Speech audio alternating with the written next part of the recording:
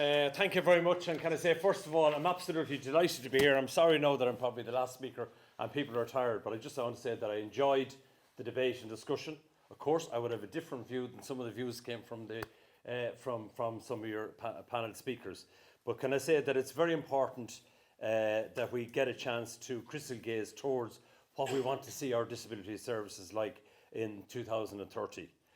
Can I also welcome my colleague, Senator Gabrielle McFadden, who does a lot of work on the channel in relation to disability issues. She's also very, very supportive of me when it comes to my job. Can I say, first of all, that before I kick into my points about the UN Convention and disability services and the way I run the service and manage the service, can I say my own background is I have a daughter with intellectual disability. 25 years ago, I was chairperson of the Dublin branch of Down syndrome Ireland. I was treasurer. I was very involved in the whole issue of campaigning for services for people with disability. So I come from a family with the daughter, Cleena, with the disability. So, and I'm also a carer myself at the moment. So can I say that when I was appointed Minister for Disabilities 3 years ago, I set myself 3 simple tasks. First of all, which a lot of your speakers raised, to reform the services. And I believe they can be reformed. The second is, again, which I think it's important that your speakers to hear this, invest in the services.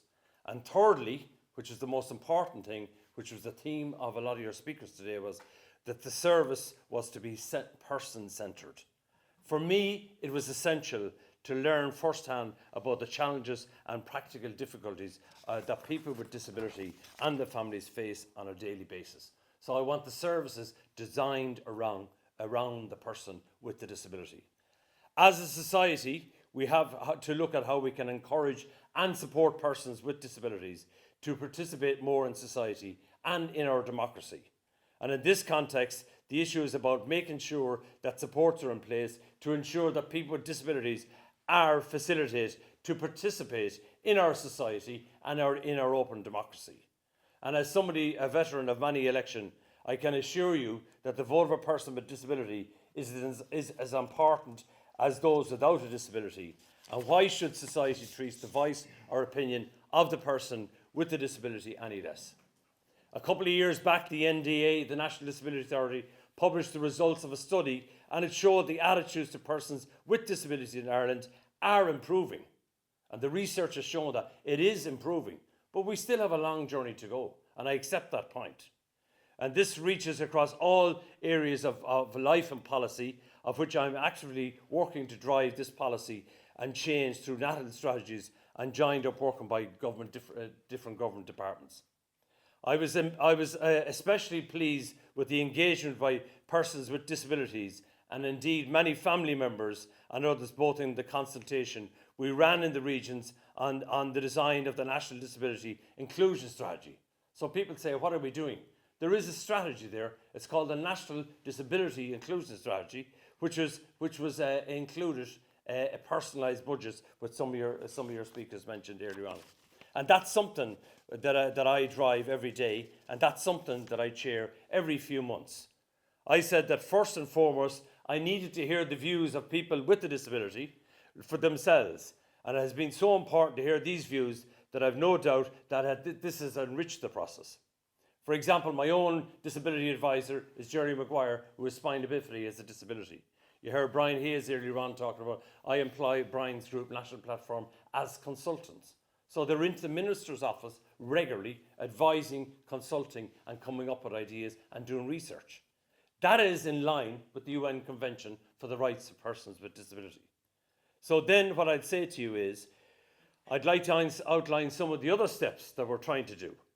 Just another very historic day was, you'll be aware of the Irish Sign Language Act, which came into force towards the end of 2017. Again, this was another important piece of legislation for people in Irish society. And the ISL Act fulfills an important role in respective interaction with our legal system. And I think it's important that people acknowledge that as well. And there's been huge cooperation between the Department of Justice, between the Gardaí and the Law Reform Commission in relation to this particular issue. So what I'm saying is, it's important that we acknowledge the work we have done. But I'd also, on the wider picture, and I'd like to touch on the UN Convention. and I'd like to discuss the ratification of the UN Convention on the Rights of Persons with Disabilities.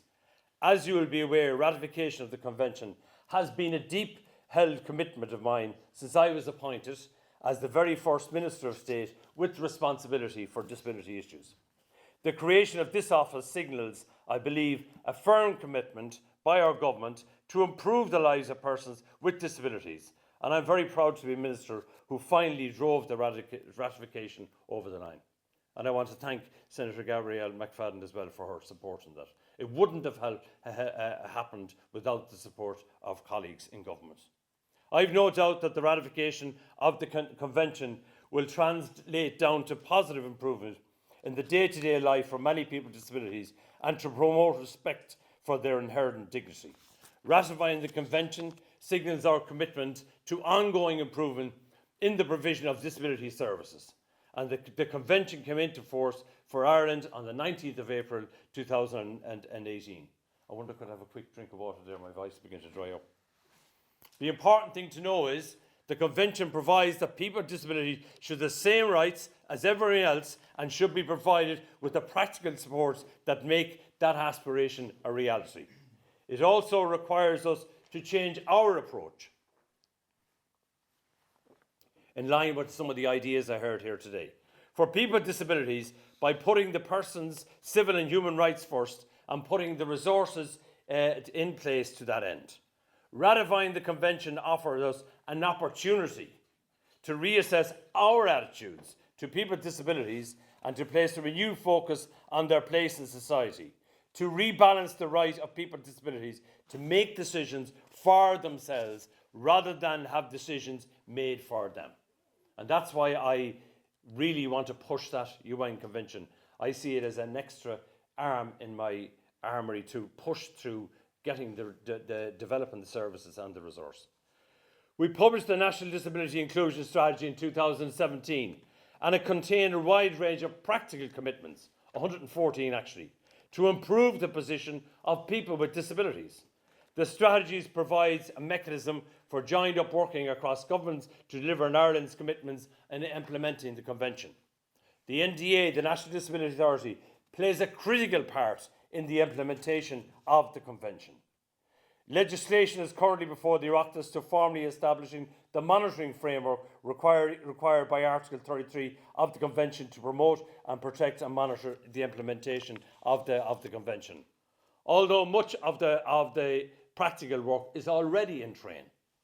So when we restored the respite care grant to 117,000 families, that's the grant for 1,700 per person per year.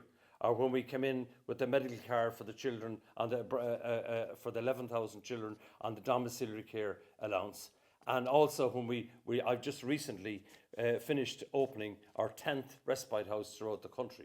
Resources and services are being put in place as we implement and draw down the UN Convention.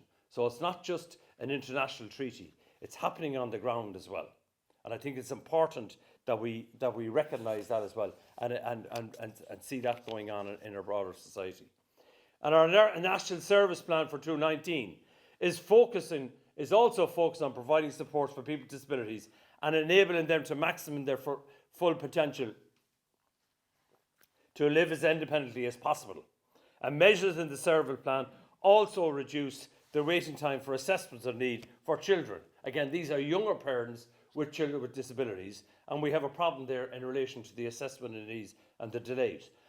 So we've now got 100 new additional therapy posts, and these are being rolled out as I speak at the moment to do something about these waiting lists. And it's very, very important that we acknowledge that we have to ensure, if we're talking about early intervention, that we support those younger families and younger children with persons with disabilities.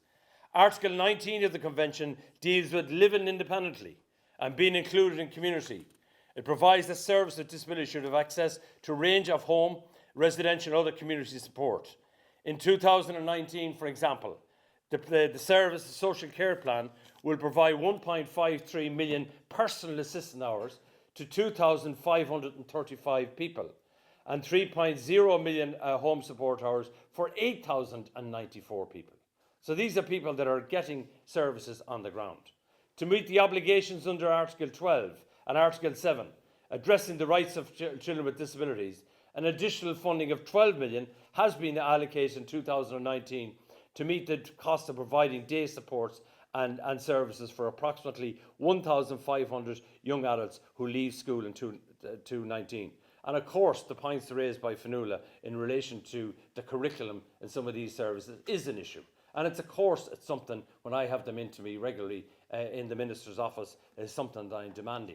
We have some adult services that have timetables that are like universities. They have IT, they have literacy, they have learning, they have arts, they have drama, personal development written into their timetable. You have other people who just leave young adults with disabilities sitting there doing nothing. So what I'm saying is, yes, we have to do more about that. We have to have more education, and we have to be more creative and more focus on what's going on in the UN Convention.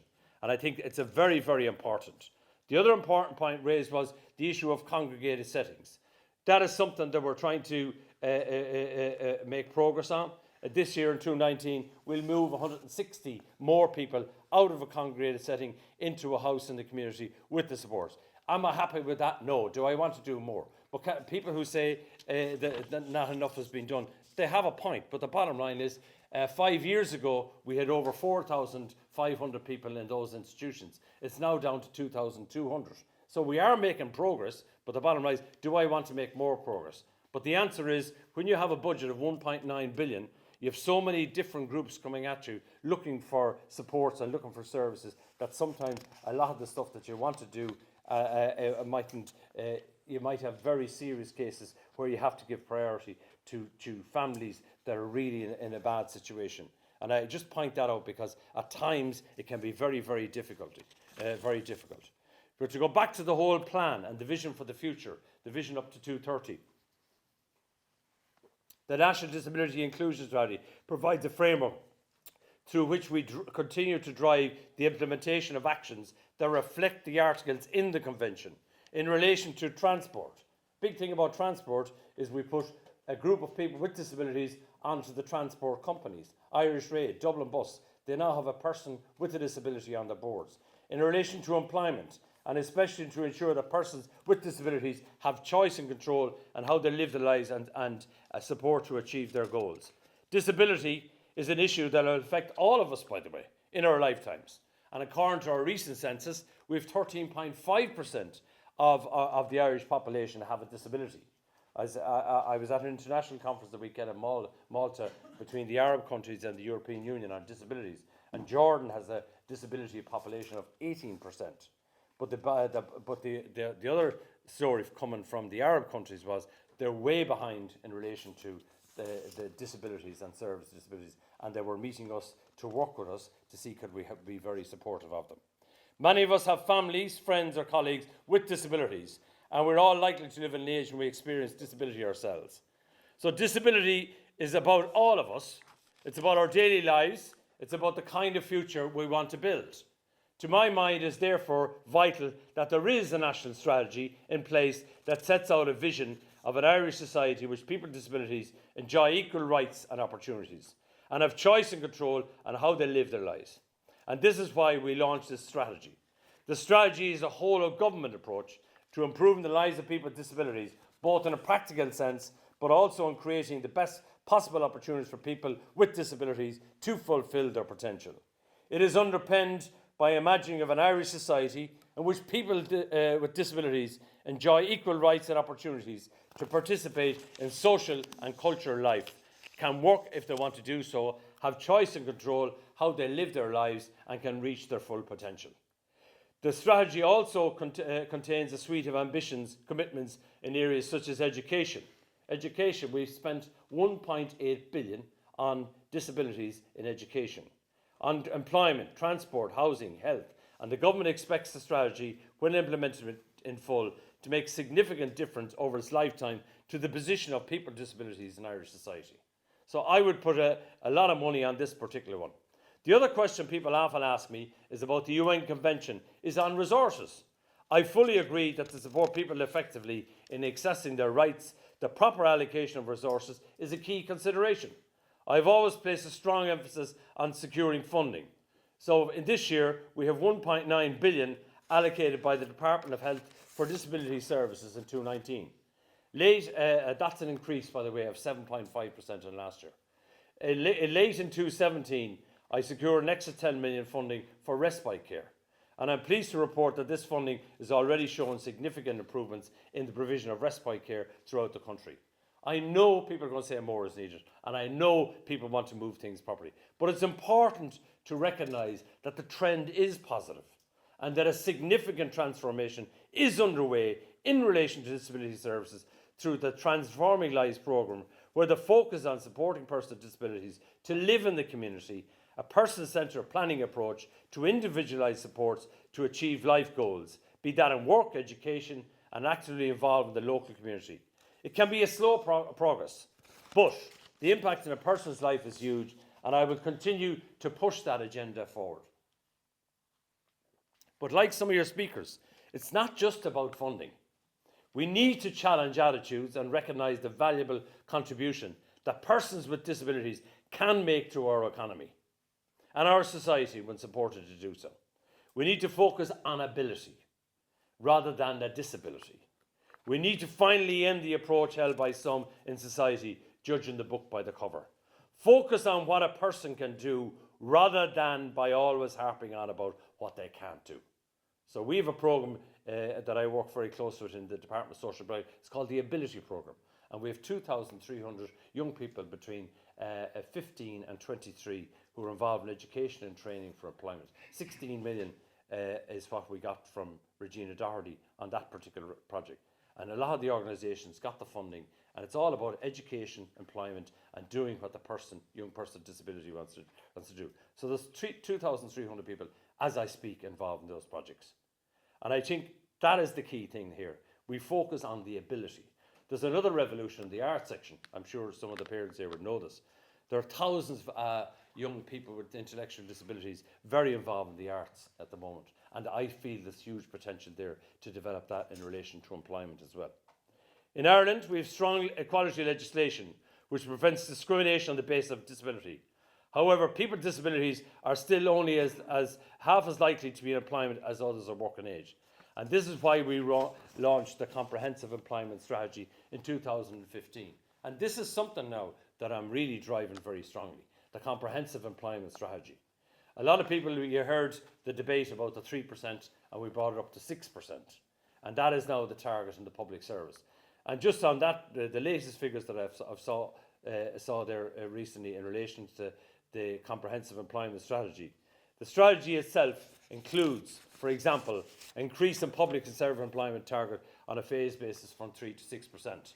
Special public service competitions and the opening of alternative recruitment channels, addressing disincentives to work and enhancing transitions from education and training to work, and funding for employer helpline to provide guidance and peer support to employers. I'm also proud to say that within a year of being appointed minister, myself and Minister Simon Harris and the then Taoiseach Leo Varadkar published the Make Work Pay report. And among other things that this dealt with for once and for all, it allays the fears that people with disabilities have regarding the possible loss of supports such as the medical card if they come into the workforce. And these are very important examples and concrete examples of how we are assisting people. At the moment, some departments, but the target is up to 21 to get 6% of have persons with disability working in the public sector.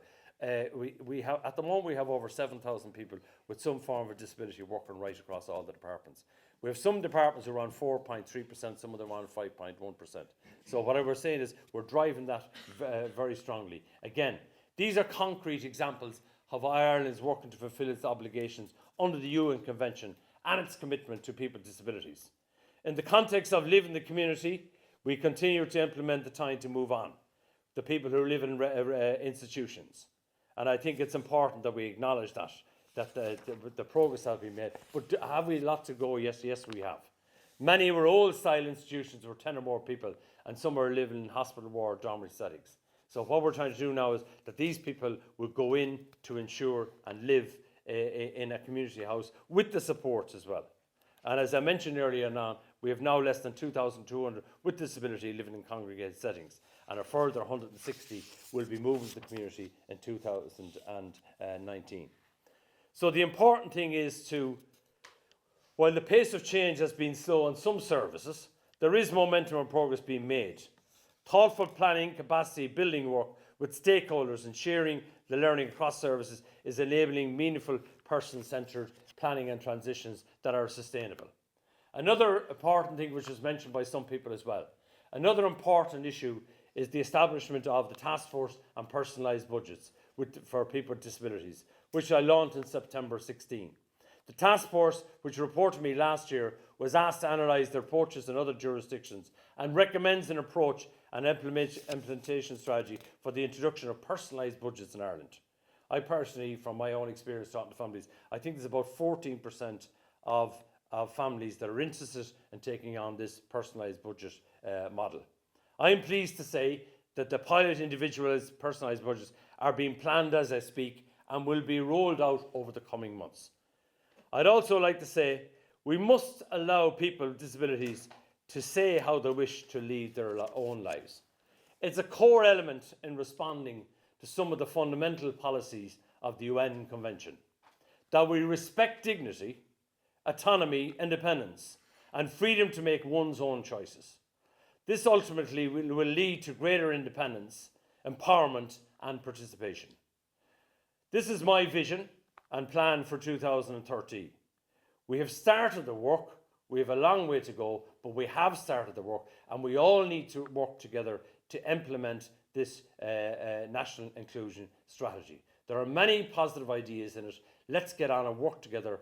And as I always say to people, my office is open to parents, to voluntary organisations, to academics, people who have a genuine interest in disability. My door is open, and I work closely with Henry in relation to these issues. So once again, thank you very much, and sorry for going on a bit too long.